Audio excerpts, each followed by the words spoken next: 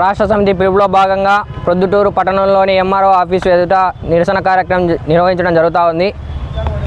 ఈ సందర్భంగా రాష్ట్రంలో ఉన్నటువంటి ప్రైవేట్ యూనివర్సిటీల అవినీతి అక్రమాలను అరికట్టాలి, జరుగుతున్న అసెంబ్లీ సమావేశాల్లో యూనివర్సిటీ అభివృద్ధికి నిధులు కేటాయించాలి, పీజీ విద్యార్థులకు శాపంగా మారిన జీవో నెంబర్ 77ను రద్దు చేయాలని డిమాండ్ చేస్తూ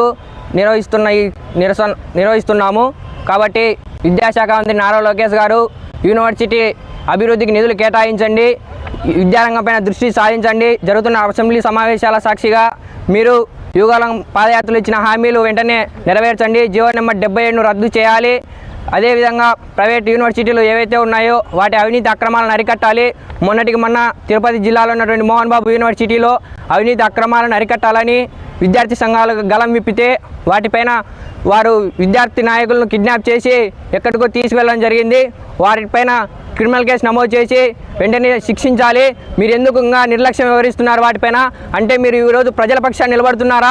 కార్పొరేట్ వ్యవస్థ పైన మీ దృష్టి ఉందా అని చెప్పి అఖిల భారత విద్యార్థి సమైక్య ఏఎస్ఎఫ్గా మేము హెచ్చరిస్తూ ఉన్నాం. కాబట్టి మీరు వెంటనే విద్యార్థులకు న్యాయం చేసే విధంగా మీ ఆలోచన ఉండాలి.